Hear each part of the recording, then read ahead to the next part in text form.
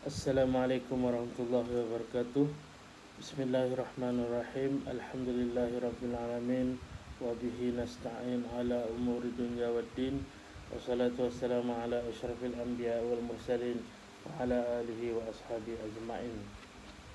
Syukur kita kehadrat Allah SWT dengan limpah kurnia dapat kita bersama lagi pada kali ini sebenarnya bulan Ramadan Al-Mubarak ini, insyaAllah kita akan membincangkan sedikit sebanyak berkaitan dengan Al-Quran, di mana Al-Quran ini adalah merupakan sumber utama syariat Islam yang menjadi rujukan para fuqaha, para mufassirin dan para mujtahidin di dalam mengistinbat hukum, dan kesemua hukum di dalam Islam hendaklah dirujuk panduannya kepada Al-Quranul Karim sebagaimana yang diterangkan melalui lidah Rasulullah sallallahu alaihi wasallam, melalui sunnah Nabi sallallahu alaihi wasallam.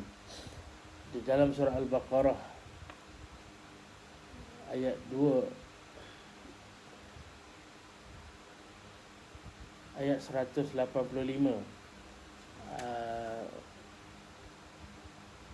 Allah SWT menyatakan syahrul Ramadan alladhi unzila fihi al-Quran, bulan Ramadan yang padanya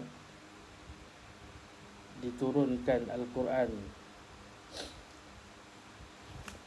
Dalam ilmu ulum Al-Quran dinyatakan tentang ta'rif atau definisi Al-Quran itu dengan berbagai definisi, tapi yang paling popular disebutkan oleh ulama, Al-Quran ini adalah kalamullah al-mu'jiz. Ia adalah kalamullah. Ini yang kita lihat dari catatan sejarah, di mana yang paling terkenal Imam Ahmad bin Hanbal yang disiksa dan dipaksa untuk menukar fatwanya bahawa Al-Quran itu adalah qadim, yang merupakan kalam Allah. Tapi beliau dengan tegasnya mempertahankan pendirian beliau, Al-Quran adalah kalam Allah yang abadi, yang mana kalam Allah ini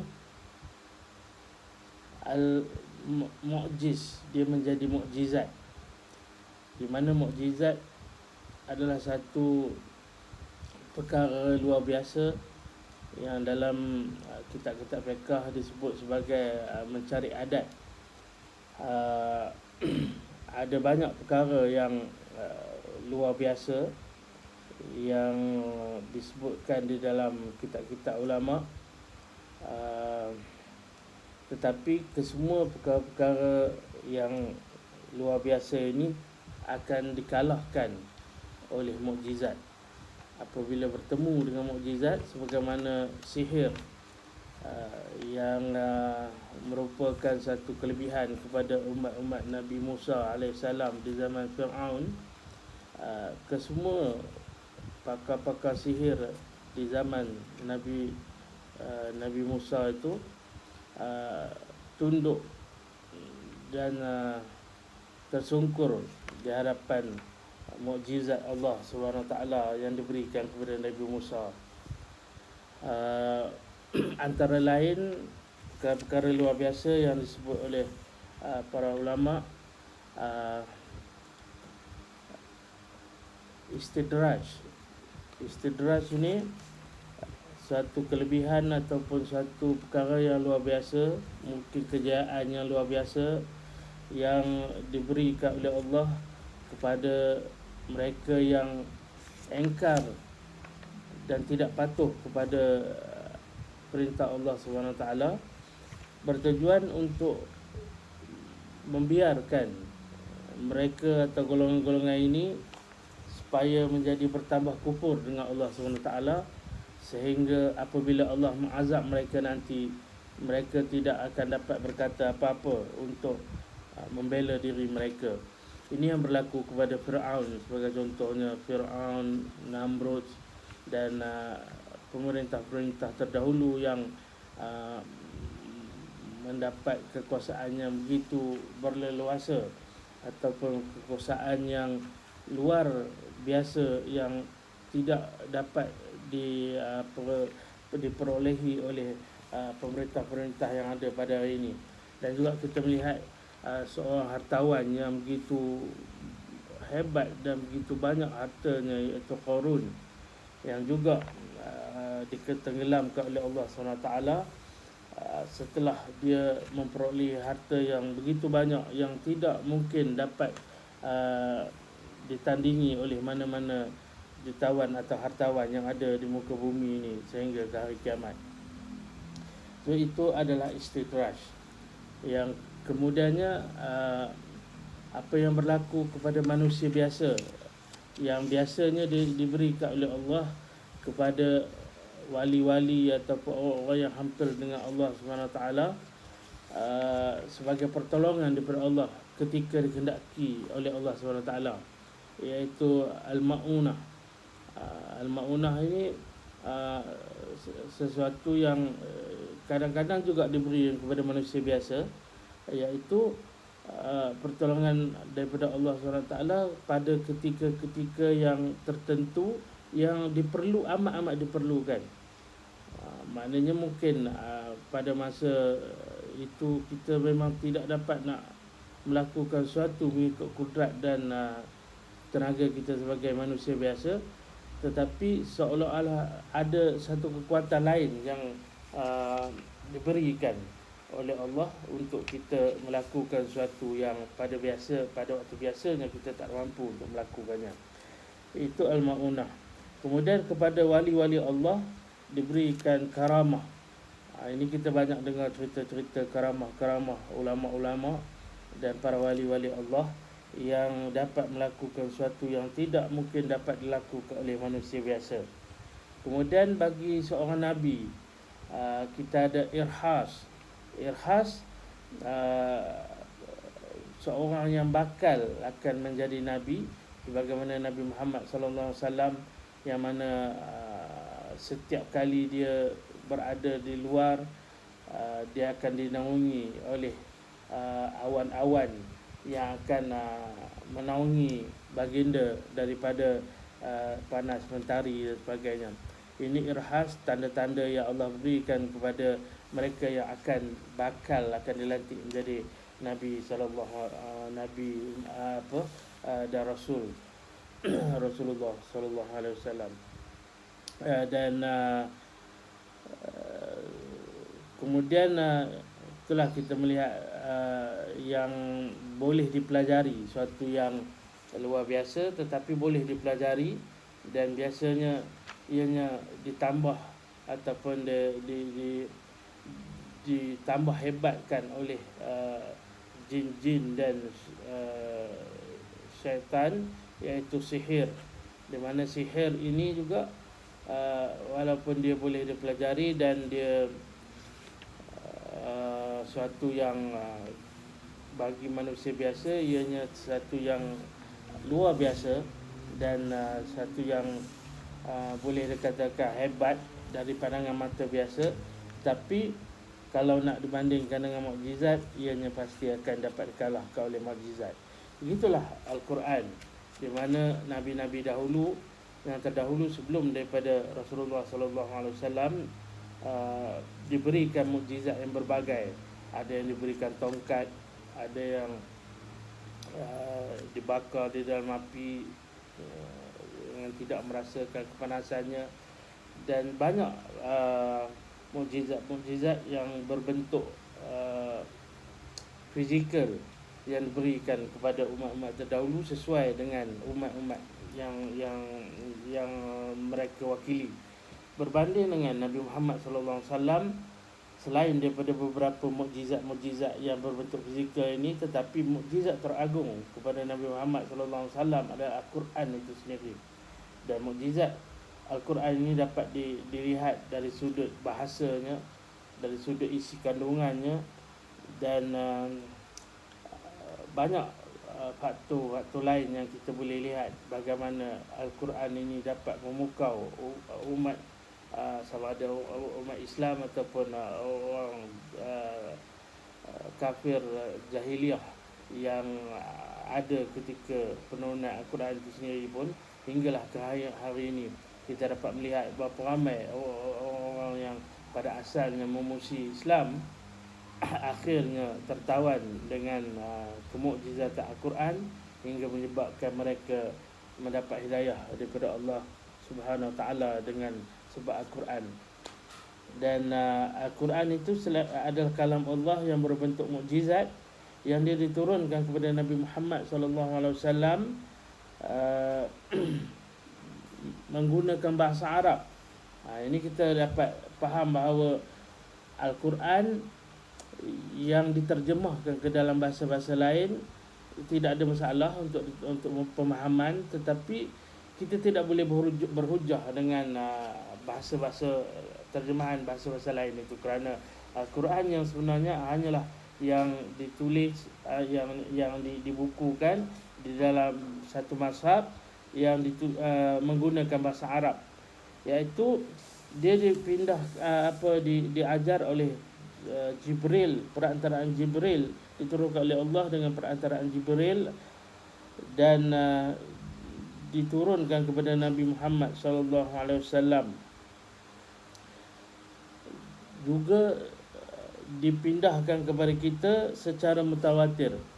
Secara mutawatir ni adalah satu kaedah yang tidak mungkin sekali-kali menyebabkan penipuan ataupun kesilapan di dalam mana-mana pemilihannya.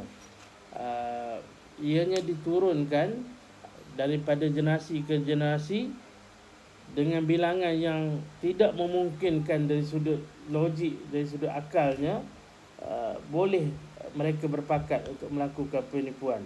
Maknanya Al-Quran itu diajarkan oleh Jibril kepada Nabi Muhammad, dan Nabi Muhammad mengajar kepada para sahabat. Ribuan para sahabat mengajarkan Al-Quran yang sama kepada para tabi'in, ribuan para tabi'in mengajarkan kepada para tabi'in, dan akhirnya sampai dari generasi kepada generasi dengan bilangan yang cukup ramai hingga kepada kita pada hari ini, yang mana tidak mungkin berlakunya penipuan di dalam mana-mana peringkat atau generasi itu. Dan dia dianggap sebagai al-muta'abbad bitilawatihi. Al-Quran ini dianggap dia menjadi ibadat dengan pembacaannya. Kadang kita dengar orang cakap kalau dah bertahun-tahun baca Quran tak faham, henti kalau baca. Ini silap, sebab Al-Quran ini kalau kita tak faham pun, hanya sekadar membaca tanpa memahami maknanya juga diberi pahala oleh Allah SWT. Beza dengan kita baca buku-buku lain. Baca buku hadis pun contohnya, kita baca hadis tapi tak faham satu apa pun, kita tak dapat apa-apa. Pahalanya hanya akan dapat kita perolehi dengan manfaat yang diperolehi daripada pembacaan tersebut. Berbeza dengan Al-Quran, walaupun kita tak baca, tak faham apa pun kita baca, kita tetap mendapat pahala daripada Allah SWT. Tetapi tidaklah bermakna kita boleh berpada dengan pembacaan tanpa pemahaman ini.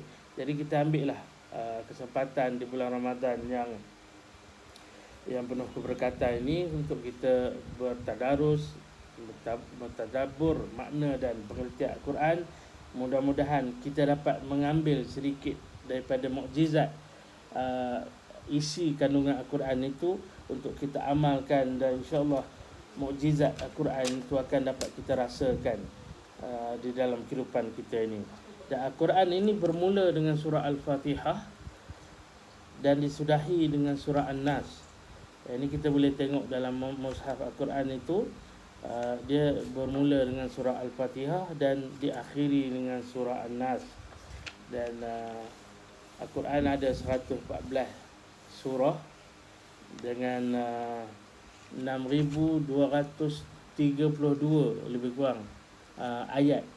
yang ini dikhilaf di kalangan ulama yang ada memberikan berbagai-bagai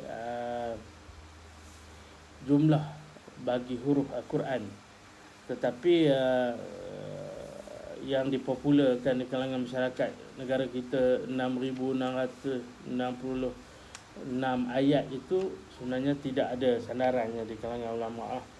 Okey, kemudian hebatnya Al-Quran ini kita dapat melihat dari sudut namanya, bagaimana banyaknya nama sesuatu tu menunjukkan kemuliaan dia. Al-Quran disebut dengan berbagai-bagai nama oleh Allah SWT sendiri, yang kita boleh melihat di dalam ayat-ayat yang menyebutkan tentang Al-Quran ini. Contohnya Al-Furqan. Al-Quran juga disebut sebagai Al-Furqan. Tabarakalladzi nazzala al-furqan ala 'abdihi liyakuna lil 'alamin nadhira. Al-Furqan ayat pertama. Juga disebut sebagai Al-Mau'izah.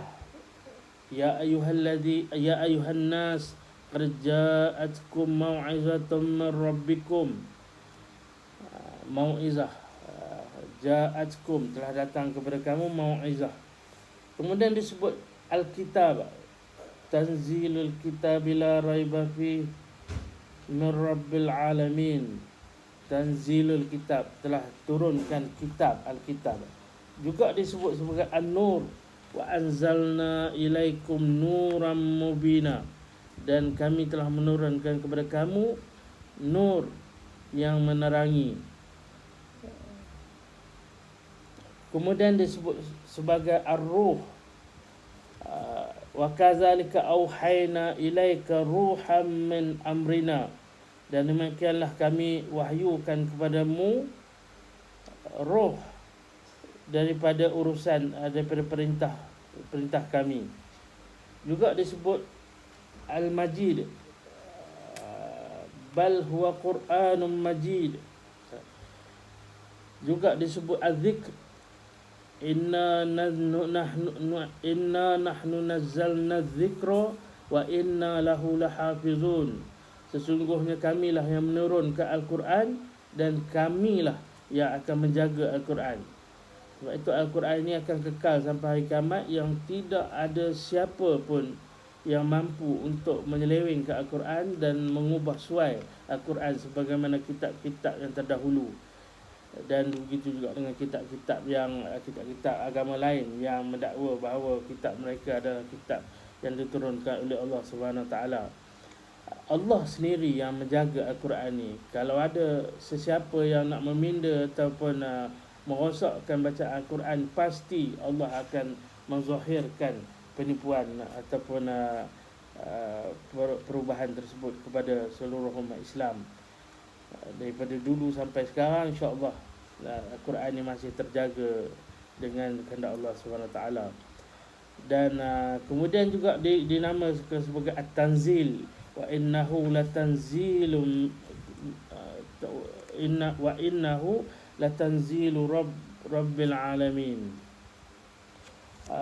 Dan sesungguhnya Al-Quran, sesungguhnya dia Al-Quran diturunkan oleh Allah, Tuhan sekalian alam. Okey, itu berkaitan dengan Al-Quran. Dan kaitan Al-Quran sebagai sumber hukum ataupun sumber yang utama di dalam syariat Islam ini, ada berbagai-bagai ilmu yang menjadi asas kepada Al-Quran ini di dalam untuk digunakan oleh para fuqaha atau para usuliyin, para ulama usul fiqh untuk mengistinbat hukum, di mana Al-Quran ini tidak boleh dibaca sebagaimana orang Arab membaca surat khabar dan sebagainya lah. Tidak semua orang yang mahir berbahasa Arab dia mampu dan memahami Al-Quran dengan membaca begitu saja. Al-Quran perlu kepada pengajian khusus mengenai Al-Quran yang disebut sebagai ulum Al-Quran, dan dia perlu dipelajari kerana ianya bukan kalam manusia tetapi ianya kalam Allah, dan hanya Allah yang mengetahui apa yang dikehendakinya. Dan Al-Quran ini diajarkan kepada Nabi Muhammad SAW oleh Jibril. Sayyidina Jibril, dan Rasulullah sendiri yang mengajar kepada para sahabat, dan seterusnya diturunkan dari generasi ke generasi sampai kepada hari ini. Dari segi penurunannya, Al-Quran ini diturunkan dua peringkat, iaitu daripada Lauh Mahfuz ke langit pertama, ke Baitul Izzah di langit pertama, iaitu diturunkan secara sekaligus di malam Lailatul Qadar, di mana di malam Lailatul Qadar ini Allah menurunkan Al-Quran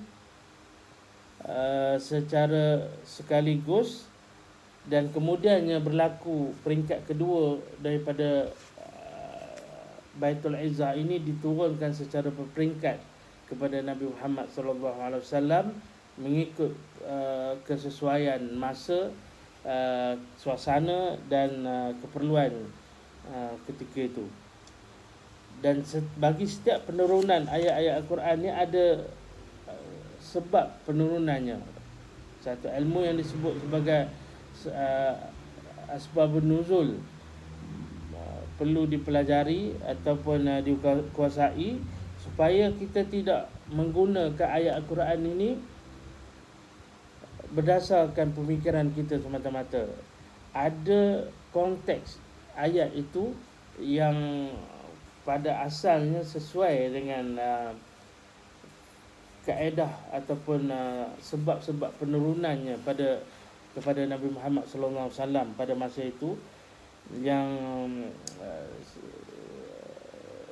mana kita tidak dapat lari daripada mengaitkan sebab penurunan itu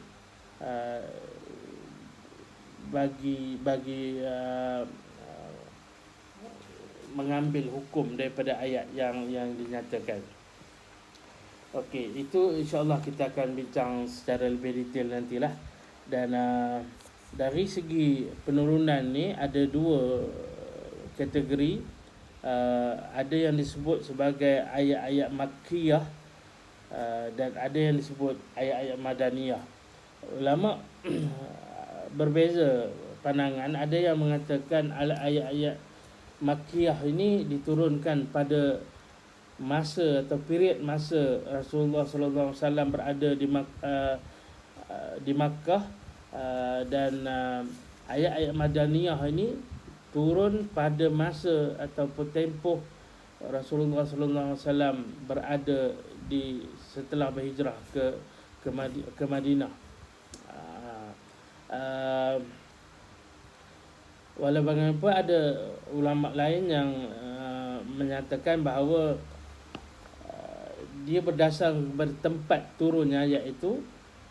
Ayat yang turun di Makkah dinamakan ayat Makkiyah, dan ayat yang turun di Madinah merupakan ayat yang disebut sebagai surah ataupun ayat-ayat Madaniyah. Okey, dari segi usul fiqhnya, ayat Al-Quran ni dia ada dua jenis, iaitu ayat-ayat yang muhkamat, ayat-ayat yang berbentuk jelas, yang tidak perlu untuk ditakwilkan ataupun boleh kita ubah kepada makna-makna yang lain, kerana Allah SWT menggunakan perkataan yang cukup jelas, yang tidak perlu kepada perbahasan yang begitu terperinci untuk kita memahaminya. Contohnya bila Allah sebut aqimus solah wa atuz zakah, tunaikanlah sembahyang dan dirikanlah sembahyang dan tunaikanlah zakat. Ayat ni cukup jelas yang memerintah kepada kita untuk melakukan sembahyang dan menunaikan zakat yang fardu kepada kita. Maknanya tak perlu nak takwil ataupun tafsirkan kepada makna-makna yang lain dan sebagainya, kerana ayat tu memang jelas, itulah maksud yang dikehendaki oleh Allah. Namun di situ ada beberapa ayat yang berbentuk ataupun diistilahkan sebagai ayat-ayat mutasyabihat. Bagi ayat-ayat ini memerlu kepada tafsiran dan takwilan yang lebih lanjut oleh ulama atau para mufassirin untuk kita memahami maksud sebenar di sebalik ayat-ayat tersebut. Seperti ayat Allah menyebut yadullah fawqa aydihim, tangan Allah di atas tangan-tangan mereka. Adakah Allah mempunyai tangan? Sebagaimana yang disebut dalam ayat tersebut, ini perlu kepada pentakwilan untuk kita memalingkan makna secara zahir itu kepada makna yang dikehendaki oleh Allah Subhanahu Wa Taala. Itu dari segi ayat-ayat mutasyabihat. Dari segi bagaimana kita melihat atau mengambil hukum daripada ayat Al-Quran ini, ada dua sudut. Yang pertamanya sudut pensabitannya dan keduanya sudut pendalilannya. Ini disebut sebagai istilah usul fiqhnya, disebut kesemua ayat Al-Quran ini adalah berbentuk qat'iyatus thubut, sabitnya kepada kita kerana dia diturunkan secara mutawatir, maka dia confirm daripada Allah Subhanahu Wa Taala dan pensabitannya adalah pasti, yang tidak boleh kita kata tidak. Maknanya apa sahaja perintah Allah ataupun hukum yang diambil daripada Al-Quran adalah merupakan suatu yang sabit daripada Allah SWT, yang kita sebagai manusia tidak boleh nak menolak sama sekali. Sebab itu Al-Quran ini wajib diterima keseluruhannya. Menolak satu ayat, satu surah, satu huruf, satu baris pun daripada ayat Al-Quran sudah dikira kufur kepada Allah SWT yang mengeluarkan kita daripada agama Allah yang Maha Suci ini. Sebab tu dari secara umumnya Al-Quran ini disabit dengan secara pasti yang kita sebut sebagai qat'iyatus thubut. Tetapi dalam kita nak mengistinbat hukum, nak mengambil hukum daripada ayat Al-Quran ini, kita kena melihat dari segi pendalilannya. Yang ini disebut qat'iyatul dilalah dan zanniyatul dilalah. Dia boleh jadi dua pembahagian, dua jenis. Ada ayat Al-Quran yang kita sebut tadi, ayat-ayat muhkamat itu tadi, dari segi pendalilannya dia berbentuk qat'iyatul dilalah. Makna pendalilannya itu memang secara pasti. Mana Allah wajibkan sembahyang, tak ada boleh tolak ansur dalam soal pendalilan sembahyang ni. Memang itulah kehendak Allah SWT dan itulah kewajipan manusia. Wajib dia menerima bahawa Al-Quran ini memerintahkan kita, Allah memerintahkan kita daripada menggunakan ayat itu supaya kita mendirikan sembahyang.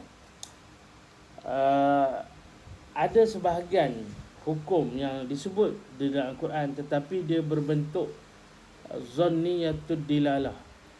Pendalilannya itu tidak pasti ataupun tidak diyakini secara yakin. Untuk detailnya kita akan bincang pada masa-masa akan datang lah. Tetapi secara umum, contohnya dalam satu ayat yang Allah menjelaskan tentang iddah bagi perempuan yang diceraikan. Bagi perempuan yang diceraikan, disebut istilah salah satu quru. Iddah perempuan yang biasa yang diceraikan oleh suaminya, dia wajib beriddah selama 3 kali quru. Istilah quru ini yang disebut dalam Al-Quran ini, satu istilah yang diguna pakai oleh masyarakat Arab memberi makna kedua-duanya. Maknanya ada orang Arab menggunakan istilah quru itu kepada istilah orang yang berhaid, dan orang Arab juga menggunakan istilah yang sama bagi mengistilahkan kepada orang-orang yang suci daripada haid.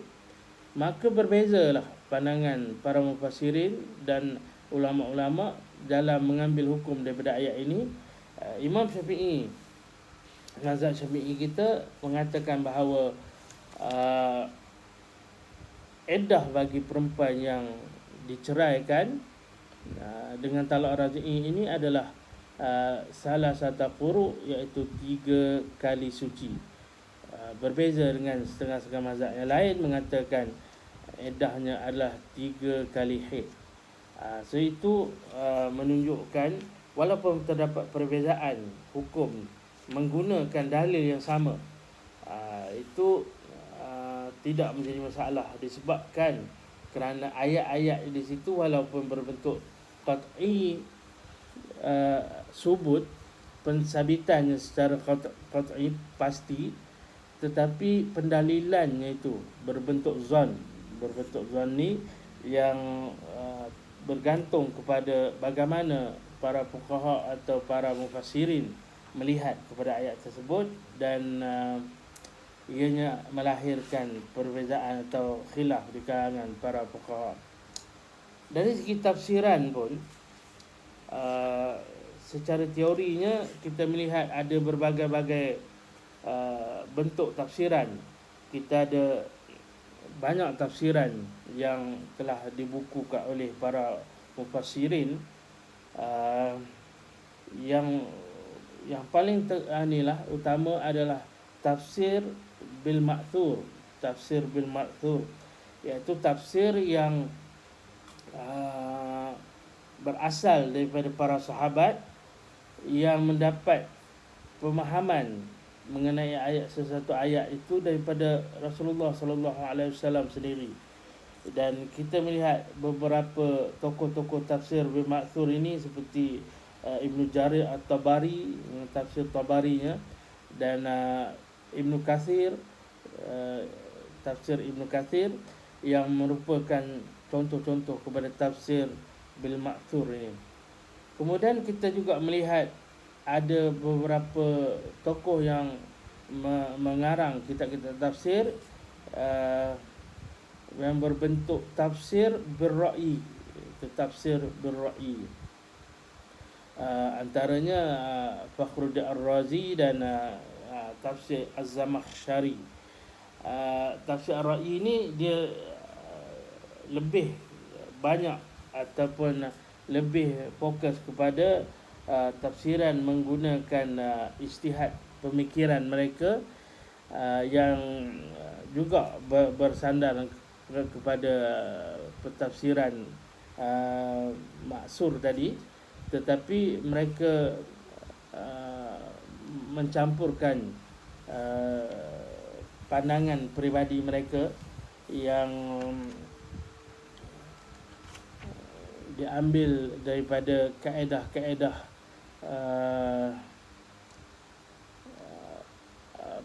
pentafsiran yang mereka gunakan, dan ia disebut sebagai tafsir bil-ra'yi, yang insya-Allah kita akan tengoklah nanti. Kemudiannya ada disebut istilah tafsir bil isyari, iaitu yang ini tafsir yang berbentuk kasyaf sedikit, seperti tafsir Kasyaf Az-Zamakhsyari itu juga disebut sebagai tafsir bil isyari, yang ini banyak yang sedikit agak luar biasa sikitlah, yang tidak dapat dikesan melalui kaedah-kaedah biasa, tetapi mereka menggunakan yang disebut sebagai ilmu kasyaf sikitlah dalam mengarang tafsir-tafsir tersebut. Jadi itu dari segi teorinya, bagaimana para fuqaha menggunakan Al-Quran ini bagi mengambil atau mengistimbat hukum daripada setiap ayat yang diturunkan di dalam Al-Quran ini. Dan selain daripada itu ada beberapa perkara yang berbentuk khusus yang menjadi faktor kepada perbezaan pandangan di kalangan fuqaha di dalam pengambilan hukum ini, seperti lafaz-lafaz yang berbentuk am dan mutlak, muqayyad, takhsis, dan ada beberapa istilah-istilah lain yang akan kita lihat secara kasarnya nanti di dalam ulum ilmu Al-Quran ini, yang menyebabkan tafsir bagi sesuatu ayat itu, walaupun ulama menggunakan dalil yang sama, ayat yang sama, hadis yang sama, tetapi disebabkan perbezaan pandangan dari sudut beberapa istilah yang digunakan oleh Allah dan Rasulullah ini, menyebabkan pemahaman ulama menjadi berbeza, dan ini akan melahirkan hukum yang berbeza dan lahirlah perkara khilafiyah yang sampai hari ini dan sampai hari kiamat pun kita tetap akan berbeza pandangan di dalam beberapa perkara yang tidak mungkin untuk kita menyatukan pandangan ini menjadi satu. Dan perbezaan ini, sebagaimana saya selalu sebutkan, bahawa perbezaan pandangan ulama seperti ini adalah memberi rahmat kepada kita semua. Dia bukan memberi masalah kepada umat, tetapi ianya memudahkan umat di dalam beramal. Jadi saya cukup setakat itu secara ringkas perbahasan kita berkaitan dengan sumber hukum yang pertama, iaitu Al-Quran, yang tidak mesti dijadikan panduan oleh para fuqaha, para mujtahidin, para mufassirin di dalam mengambil hukum-hukum untuk dijadikan panduan kepada umat Islam. Kalau ada apa-apa kesilapan ataupun kelemahan, adalah daripada kelemahan saya sendiri sebagai manusia. Yang baik itu daripada Allah SWT.